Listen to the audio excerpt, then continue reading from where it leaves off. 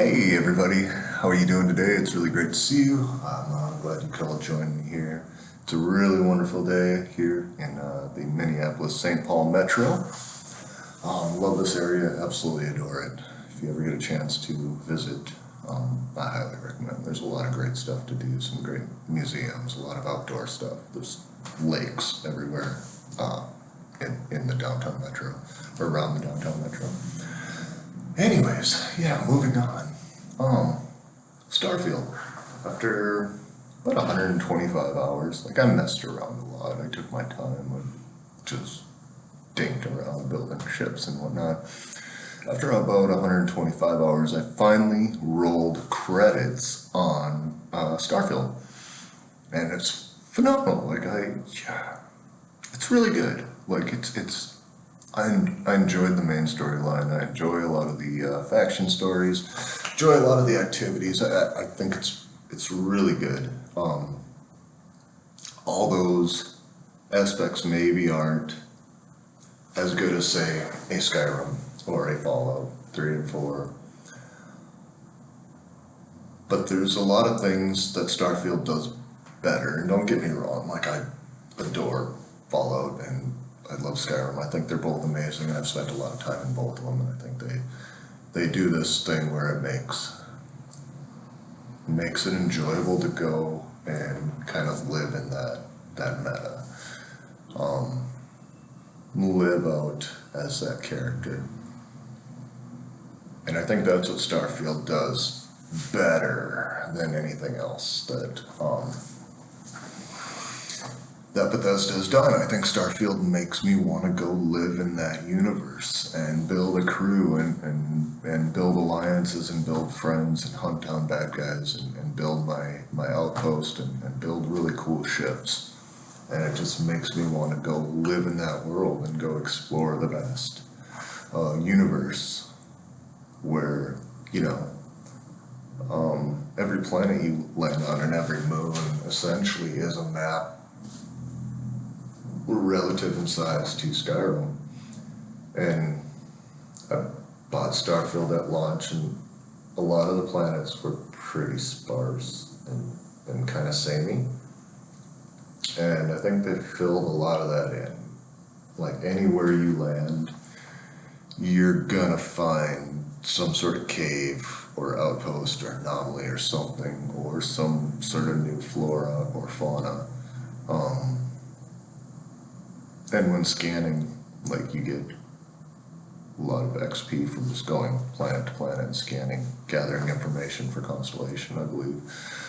But when scanning, dropping into the different biomes and looking for different flora and fauna, I think is actually a really cool aspect of it. It can be a little frustrating at first, as the entire UI is. I mean, honestly, the entire user interface is a little bit frustrating at times and a little bit overwhelming, but I think that's just because there's so many systems going on in this game. There's so much to keep track of, and they're trying to make it all relatively accessible to you, even though there's a lot there. And that's where the UI gets kind of clustered, and you have to back out of menus in awkward and kind of frustrating ways. But when you figure out how to use everything correctly and like how to see your information, like when you're scanning, it'll tell you how much of that biome you've completed. Like if there's no more fauna that you're looking for to complete all your scans, if there's no more in that biome, it'll tell you that. So then you have to move to another biome. So you fly to another spot on the planet that's maybe tropical instead of desert. And I think that's a really cool aspect. I think where so a lot of the boredom that maybe people experienced at launch now is alleviated by that. There's just stuff to do everywhere, and little activities and side missions to do everywhere you land on planets. There's no more vast sparseness as there was. That said, there's still a little bit of like sameness where a lot of your A lot of your plants and animals are very much the same on every planet. A lot of your like outposts and science posts and mining camps and caves are very the same. A lot of the enemy interactions that you have, and even galactic like citizen interactions you have, are all humans with different accents, wearing different clothes. It's a lot of the sameness there. And so I get where there's a little bit of like boredom factor there, but I think that's slowly being alleviated as they add more and more stuff in. But that's it. Like I love the game. The vehicle really helps. I mean, it drives like a warthog with like a jet jump feature, which is super cool. I like driving it around, but the environment itself, a lot of the trees and rocks can get in my way. And that's where I think it'd be really cool to see, like if you can, there's something in your perk tree that you can advance to, some sort of skill, in order to be able to acquire and pilot some sort of small personal helicopter on the planets, rather than just the buggy. And that way you can make it a lot easier for people to finish, you know, as a completionist, to go to every planet and scan it and get complete scans. Just give them something to kind of fly over and be able to stop at locations and clear out pirates and spacesuits and all that. So they could also fly over and scan a lot of the flora and fauna and as they're going, and drop down and mine resources. It just make it a little easier. And you might be able to customize that too. Maybe add some, I don't know, some cargo that you could store stuff, on the helicopter itself, or even on your buggy. I think that would be very cool. Some of the other things that I think would make it more interesting is, I know that people complain that there's not aliens, and in reality, you know, this is a very like kind of space simulator, and that's something that I appreciate about it. Like, I love that about the game. That's not boring to me. That is beautiful. Like, this is my favorite Bethesda game so far, and I think it's getting very close to achieving that Cyberpunk 2077 level of rags to riches kind of story. It's getting closer and closer. But that's why it took me so long to finish it. I'm not somebody who finishes a game at launch, because I want to experience it a little bit as each patch is released. But yeah, I messed around 125 hours and finally went through the Unity, and it was amazing. It was a great experience. The finish was amazing. I highly recommend. Anybody who goes into Starfield today, you're not going to have that same level of boredom. They really improve the exploration. Like, there's always something to go do, and the customization of your own personal character and environment with the skill tree it's amazing. You craft more pharmaceuticals, and you add your skill points into that, and you get better and better at it. And it doesn't matter what you're doing, and that's the RPG aspect of it that I think is amazing. And the world that you live in, and collecting all the goofy foods, and being able to build and decorate your ships, and build and decorate your outposts, and hire your own personal crews and staffs at these locations, I think it's the best thing in the world to me. Because I loved settlement building in Fallout. I thought that was one of my favorite parts. But anyways, some of the things that I think you could add, as far as like different variations in enemies and encounters, galactic encounters. One thing, I recently watched Mickey 17, and there's these like giant tardigrade looking creatures that they call creepers. But anyways, these things, they're intelligent and they can speak and they have a language and they have to break the language barrier. And they look like little water bears and they sit up and then whatever fucking. I think you could add those kinds of beings, sentient, intelligent beings that are not humanoid. Like, I think those are potentially out there, but they are far and few. Another thing you could potentially do is maybe ancient humans, like Atlanteans or some strange ancient futuristic technologically advanced civilization that had sent a generation ship out to escape a global extinction on Earth, say, I don't know, 20,000 years ago or some goofy thing like that. You can add a little bit of fiction to this because you're already working in that realm with Starfield, but you don't have to go full sci-fi with it, and I think this incorporates that. But so what if this civilization of humans that left 20,000 years ago has been living on ships in space for that long? What would they evolve into? And they could be like tall grays, the gray aliens. And they could potentially maybe behave like Endermans in Minecraft. And they could potentially be aggressive like giants in Skyrim. And they might have these crazy antique old ancient technology ships that they fly around on that are mysterious, and they evaporate if they crash, and so nobody ever gets their hands on them, kind of thing.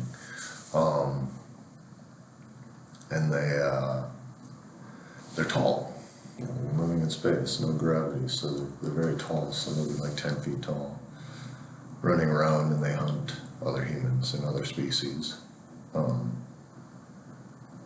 because they've like kind of devolved to be this space predator. And you might encounter them randomly, maybe not in every multiverse. Maybe you have to go through a few plays of the game before you encounter them. But I think they could be like big, hard to defeat enemies. And when you do beat them, they evaporate, they disappear, there's nothing to investigate there. They're always a mystery. You never know. You get maybe some hints and clues, but you never actually know. But they're always hunting people. They are predatory, and people are very scared of them. Another potential variation on enemies is, other early generational ships that were maybe failures. Like, they ended up having to land on a semi-habitable moon or planet and just live there for maybe 300 years and evolve there. And some of these might be cave people. They may have had to go into caves and live out in cave systems to avoid radiation and being burned up by the sun or whatnot.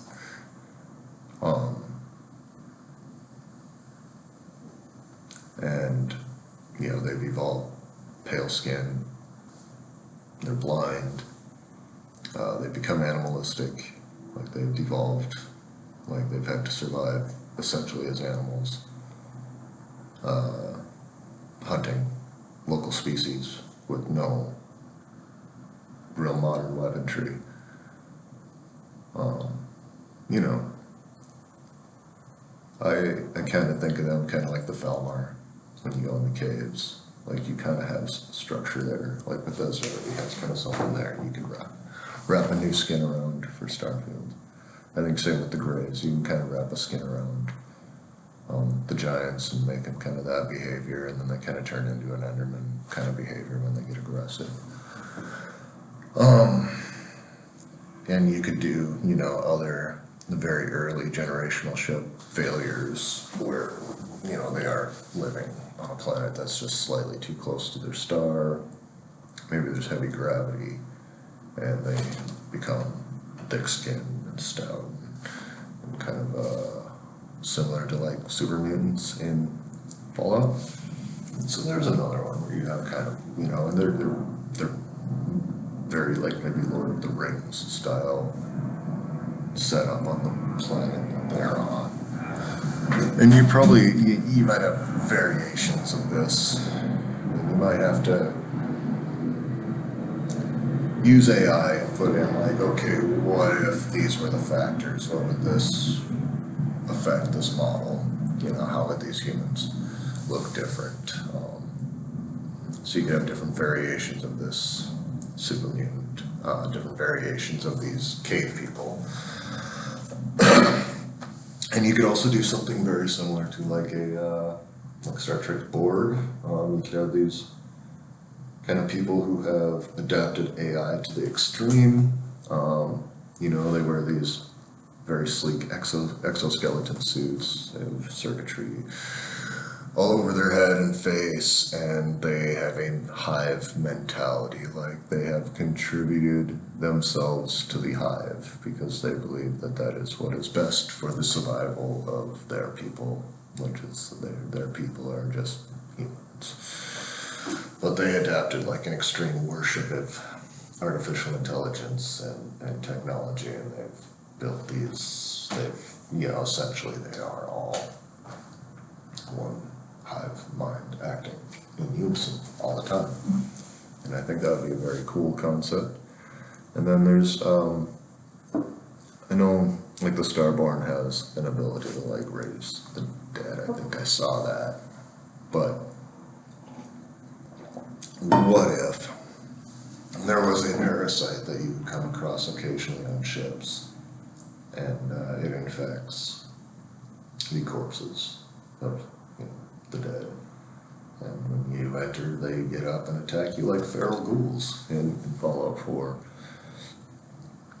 I think that would be a very cool aspect. I think these are things that are in prior Bethesda games that are somewhat lacking in Starfield. Another thing is large predators. Other than the terramorph, I haven't seen any real like large predators like the Deathclaw running around on any planets, like being a serious threat, like just being big teeth, big claws coming for me, bullet sponge wants to kill me. And I think that a lot of the planets are lacking large predators, and maybe some even larger fauna, like very tall sycamore tree kind of environments, maybe even, you know, a very tall forested environment that blocks out the entire sun. Like it is just pure darkness under the canopy. Stuff like that. Large, like dragon style. I mean, it doesn't have to be a dragon, but you can use that as a map and make it a big eel character thing that, you know, floats through a dense atmosphere and has maybe kind of these finned wings along the extent of his body, and it kind of flies around and hunts on random planets. And then, of course, because of the way that evolution works, you're going to find variations. You know, maybe the DNA traveled from place to place, but the individual evolution under the environmental circumstances is going to branch off into a different path. So you're going to have to find ways to make variations, and I think AI would be a very good use of that. I'm sure Microsoft has artificial intelligence tools far beyond what we're using out here. In fact, I have become a huge fan of Copilot. I have ditched Google and I use Copilot constantly. I think it's amazing. It gives me great answers. Like, I made a video about what I thought the next Xbox specs might be, like the next hardware. And I spent a lot of time with Copilot and just asked him a lot of questions. Asked Copilot a lot of questions leading up to my conclusions. They're mostly right. And they mentioned the AMD Magnus APU as being used. And they also, the questions I asked about PlayStation 6, they talked about Orion, and the differences between the approach that Xbox is taking and the approach that PlayStation is taking to their next generation consoles. And that information wasn't really confirmed until, a couple weeks or more after I made the video. So I guess because Copilot told me this, I assumed that it was common knowledge, but apparently it wasn't. So I think Copilot, if you ask the right questions, you can get some very informative answers, but you gotta ask the right questions. Anyways, love Copilot. I'm sure they have better AI that you can use to do some of this stuff. Another thing that I think would be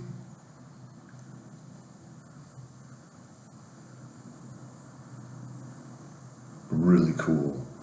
Sorry, I'm looking at my notes here.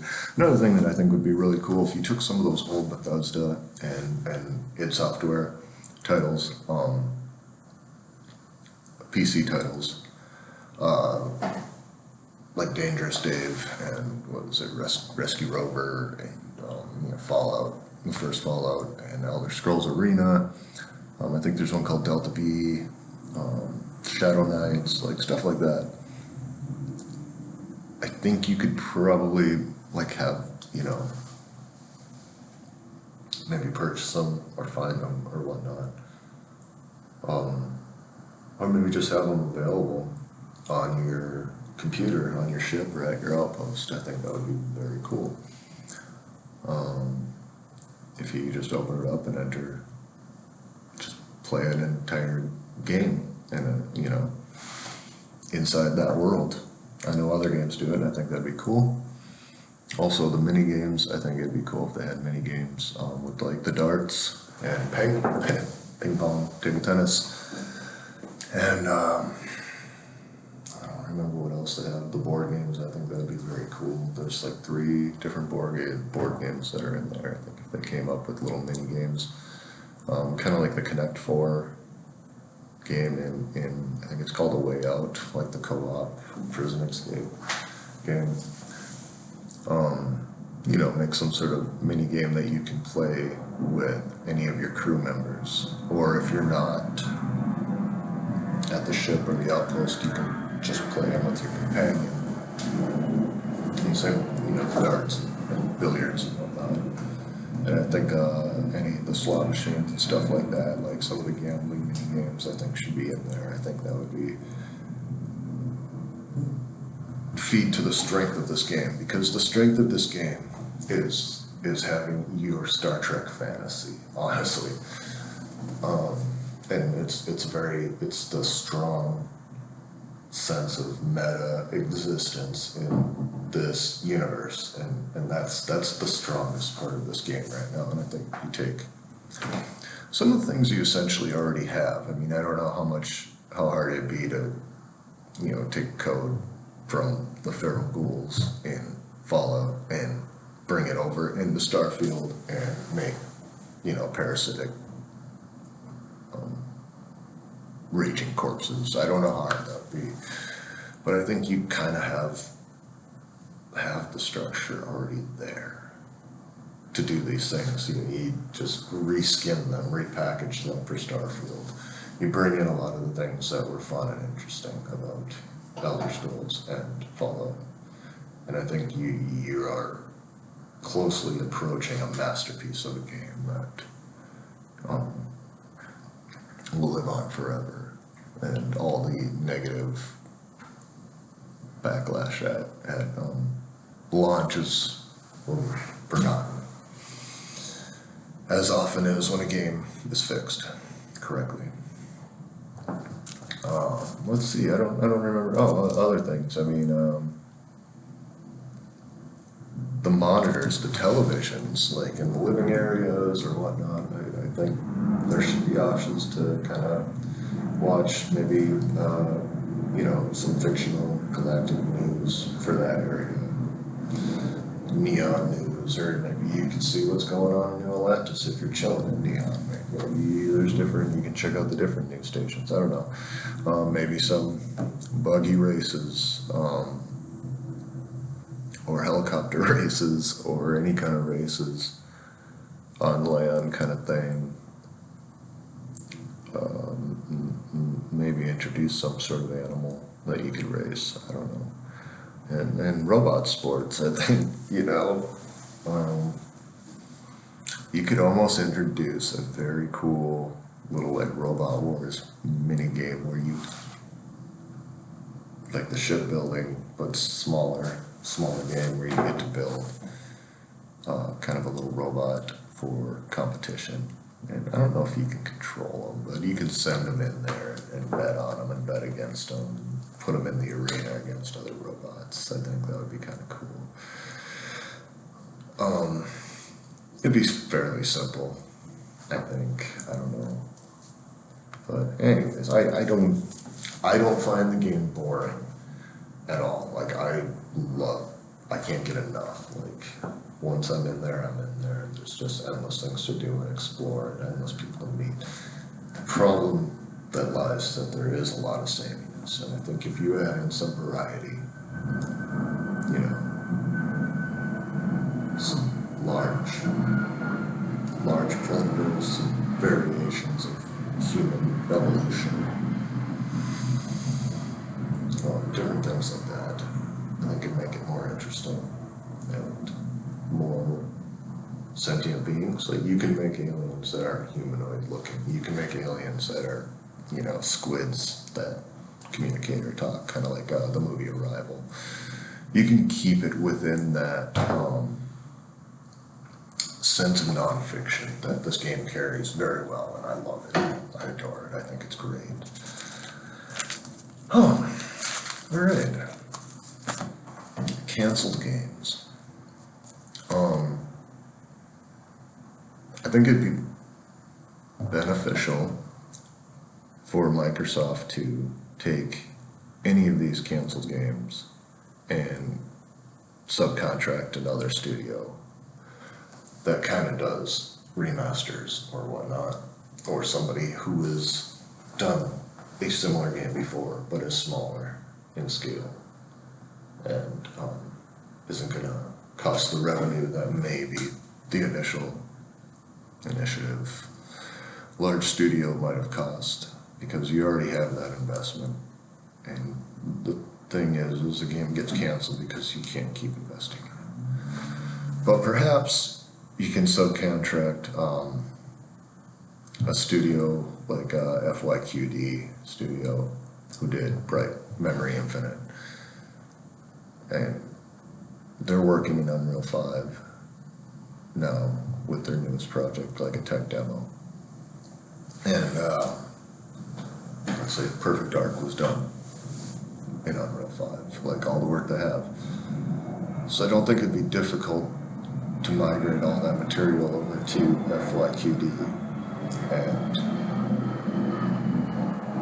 give him a 24-month deadline to do whatever he has to do to finish it and get it onto Game Pass, just to salvage that, with maybe a $200,000 budget. I think that would be peanuts to invest to finish the project, where continuing to fund the initiative was not peanuts. It was too much to continue. And I think there are paths to efficiency,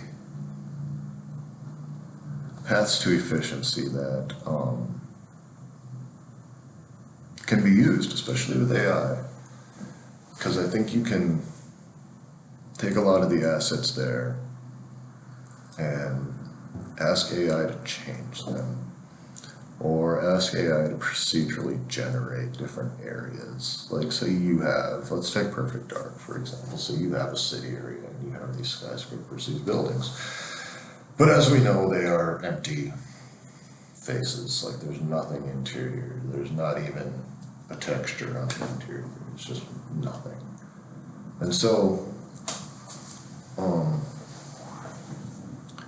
you go through a door, you load in a new scene, and it can be a procedurally generated lobby, and a procedurally generated next floor, and procedurally generated, and they don't have to be procedurally generated on site. You can prefab all these procedural generations and install them where you need them for different levels. And as far as like assets that are already there, you can, have AI make adjustments, turn wooden, stone walls or stucco walls into wood plank walls and whatnot. Like, just feed the data in there. And like I said, I'm sure Microsoft has access to much better AI that can do this stuff right inside your modeling software, whether it's Blender or there's definitely more professional stuff out there, I'm sure. Another thing you can do, as far as like if you're lacking story and you just like the game is too thin, it's not bloated, it's got the opposite problem, it's too thin. So you can go into the public domain, and I'm going to keep using Perfect Dark as an example, but not only can you go into American authors in the public domain, but you can go into, African authors and Far Eastern authors, and you just ask AI, like, hey, are there any authors from, say, 1200 AD China who wrote spy mysteries? And Copilot will come back and be like, yeah, there's this guy, and this is another guy from another era that's known to be closely similar. And you'd be like, oh, how many works does this guy have? Can you list them? And he'll list them. It'd be like 20 works. And you'd be like, okay, how about this one? Can you summarize it? You'd be like, yeah, bang. And then you have a summary, and that's your summary for your story. And especially if these are very old works, you're not really plagiarizing. I don't feel. You see a lot of like filmmakers that's like, oh, this is his modern rendition of Homer's The Iliad, or different stuff like that. I don't think that this would be any different if you took the summarized version of some ancient author's works and applied it to your contemporary environment with your characters and fit it in with your storyline. I think you can repeatedly do that, along with the procedurally generated floors and areas, inside buildings. You can repeatedly procedurally generate stuff to prefab it and place it where you want to by hand. And you can do that with a lot of your assets. And like one thing, like in Cyberpunk, you walk around and all the trash bags are the same color for the most part. You can go into AI and be like, hey, can you give me different variations of this trash bag? And can you move the wrinkles around a little bit? So you have different variations to make the world look more real. And you can hand place those things. You can use AI to manipulate and alter an already made asset, and then go and hand place it, or tweak it if you need to.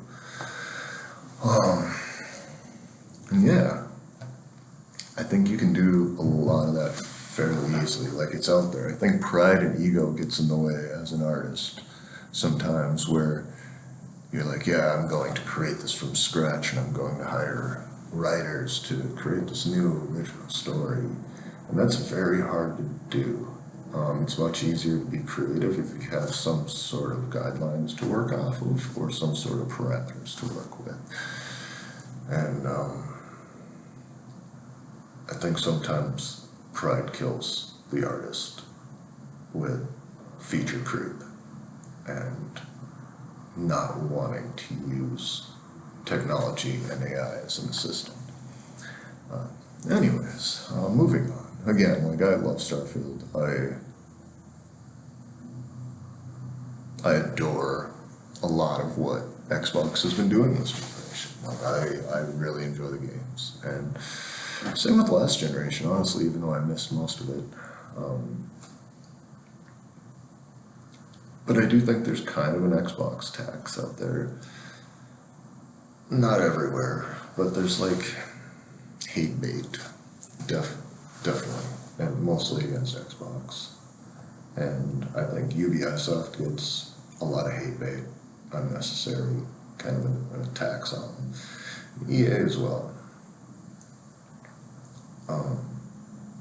And I think a lot of it, this is just my hypothesis, and don't get me wrong, I think that FromSoft does an amazing, they make great games, and so does Sony's first-party studios like Naughty Dog and Santa Monica, and there's somebody I'm forgetting, but that's okay. They make amazing games. But I think what happened was there's become this kind of elitism where if it's not made by Rockstar, if it's not made by Sony, if it's not made by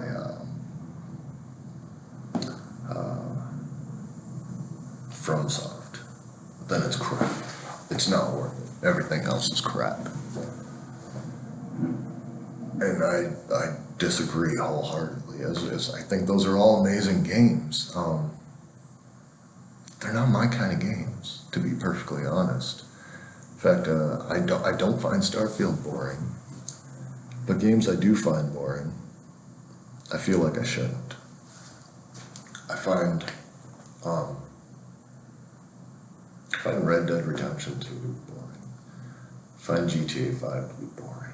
And it kind of sucks because I know that these are amazing works of art. Like, these are outstanding works of art that I admire so much, like so greatly, as I run around in this world and this narrative and all the details, how Arthur Morgan's beard grows out, and just a crazy, harebrained writing with GTA.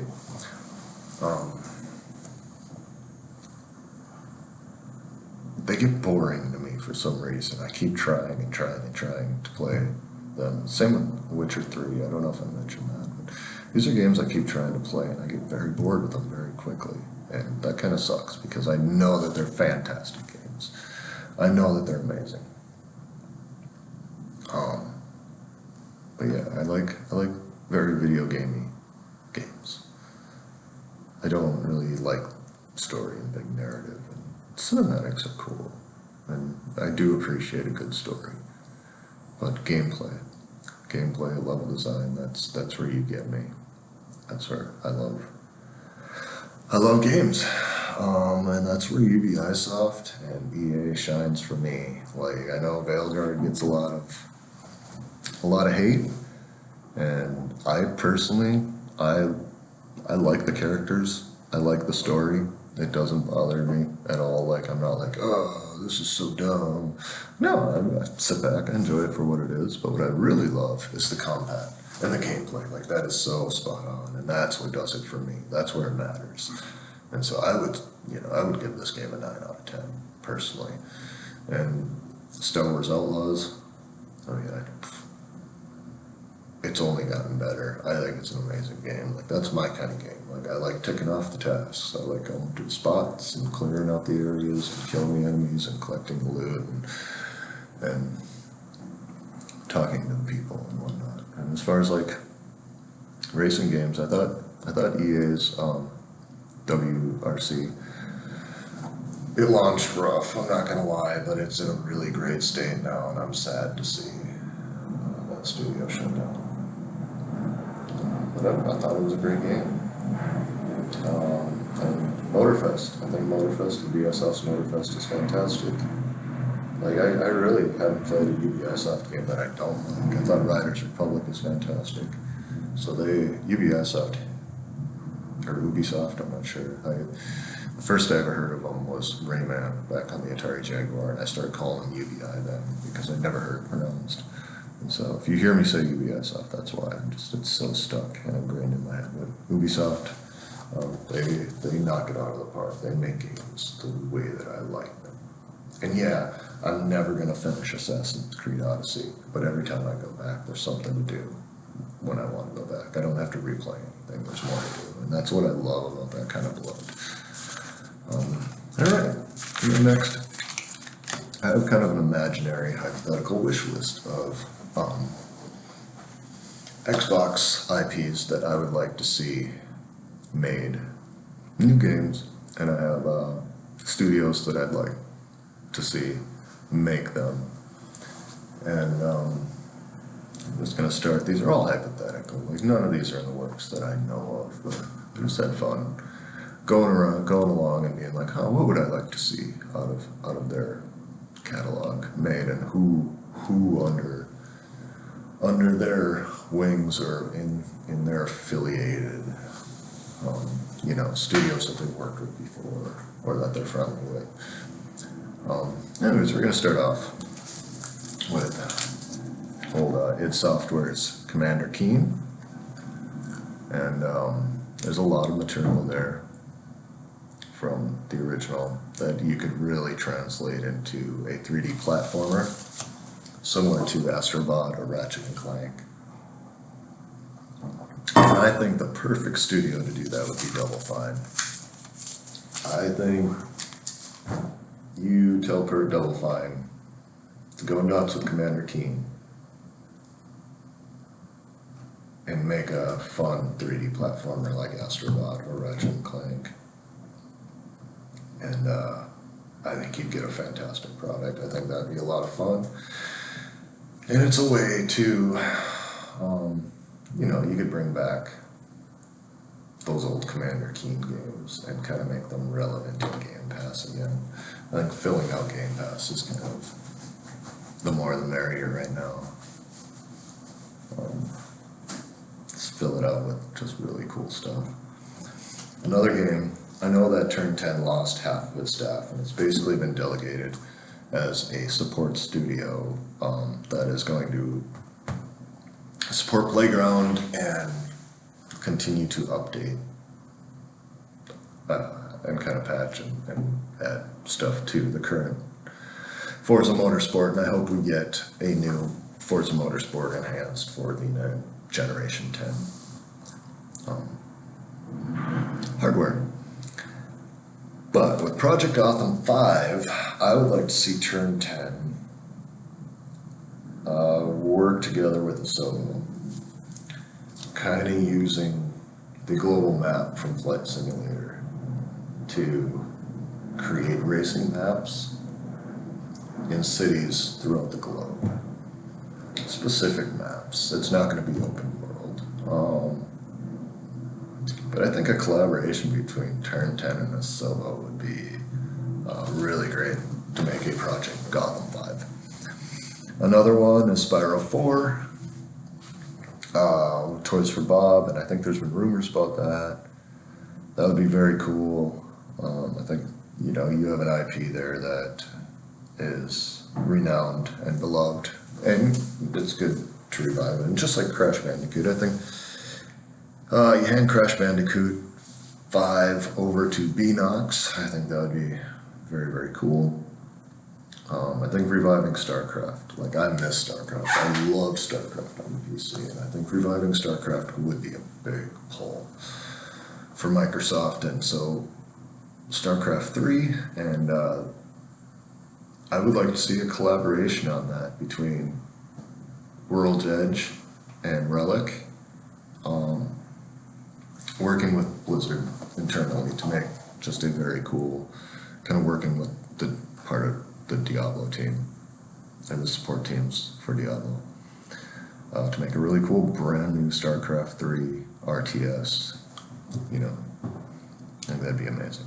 Lost Odyssey 2, I would love to see Mistwalker back in there, working on that, with perhaps Ninja Theory adding a little bit of like visual support and mocap support, and maybe environmental visual support.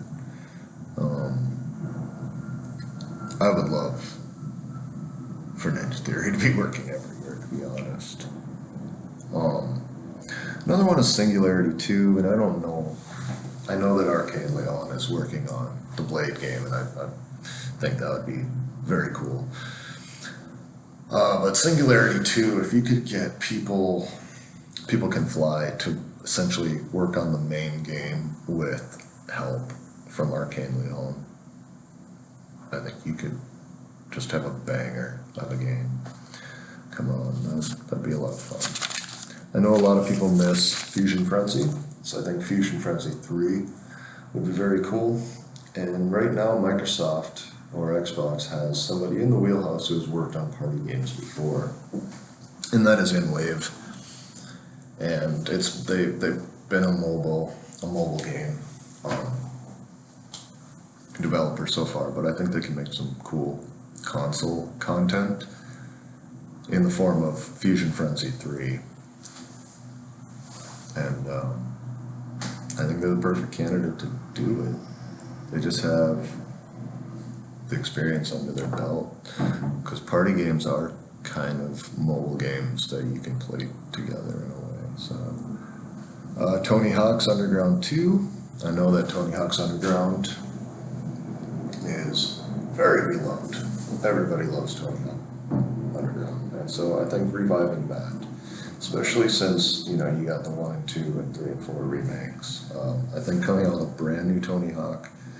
And the studios that I picked for that were Blizzard Albany and Iron Galaxy, I'm sorry, not Iron Giant, Iron Galaxy. Both of them have worked on Tony Hawk titles on the remix, if I'm not mistaken. So they are the perfect candidates to do it Underground 2. And I think that'd be amazing, that'd be awesome. And then moving on, Halo Studios. They talked about having multiple things in the works, and I'm hoping we see a Halo Infinite 2, because I think that story in that game is severely underrated. Like, that's the Xbox tax. That's so good. It's so good. Go play it. The campaign is good. Like, that game is amazing. Again, I would give that game 9 out of 10. It's so good. But Spartan Assault 2, and I would love to see Raycon Studios Raycon Games, the makers of Ruiner, kind of collaborate with Halo Studios on that. I think that'd be cool. Quake 6, we kind of got maybe a hint in Indiana Jones, if I'm not mistaken, on one of the whiteboards, chalkboards or something like that. Whiteboards in the studio of Machine Games, there was Quake 6 kind of indicated. So Machine Games, obviously Quake 6, I think that'd be great. Killer Instinct 3, I'd like to see Microsoft have a fighting game under their, they had that one that was developed by Ed Boon or somebody, maybe John Tobias, I don't remember. It was developed by somebody for the original Xbox. Didn't really pan out as well as they'd hoped, I think. But now they have the Killer Instinct IP. And I think Killer Instinct 3, that should be another one with Iron Galaxy and Ninja Theory kind of working together, with Iron Galaxy kind of making the game and Ninja Theory doing a lot of the mocap for it.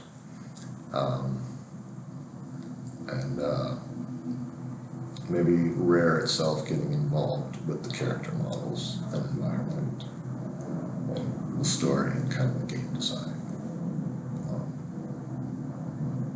As far as the fighting mechanics and all that, and I think you could have a good collaboration between those three. Banjo-Kazooie 4, Playtonic, I think it's Playtonic Games. They made Ukulele. I think they are the clear choice to contract that one out to. They were people who worked on the original Banjo-Kazooie, and I would like to see it as a amalgamation of the gameplay styles, the platforming in Banjo-Kazooie 1 and 2, with the vehicle building in Banjo-Kazooie Nuts and Bolts, and then really take a lot of inspiration from Zelda's Tears of the Kingdom as far as this basic kind of like storytelling and open world gameplay aspects. And just combine those things into perhaps the best Banjo-Kazooie game ever made. I think Playtonic can do that. And then Heretic reboot, Heretic or Hexen or both. And Ascendant Studios, I think they would be perfect. They made Immortals of Avium, which I think is a great game. Severely underrated, did not get the attention and the sales that it should have. Very great game. They are, I'm not sure if they're indie or if they're owned by EA, or maybe EA just published it. But if they are indie, I think Microsoft should hire them to make a Heretic reboot. And then the Cobra Triangle 2, which is an old one. It's an old one, but this is a game that, I've dreamed about making myself for a long time. Cobra Triangle, an old game I played on the NES, but I think a sequel would be in line, and I think the perfect studio to do that is Vector Unit, because they made, I believe, Hydra's Thunder Hurricane. And if you combine the boat mechanics like racing, mechanics of Hydro Thunder into a boat shooting game in the universe of Cobra Triangle, I think Vector Unit could do it. I think that would be the perfect collaboration. Anyways, I think I've spent enough of your time.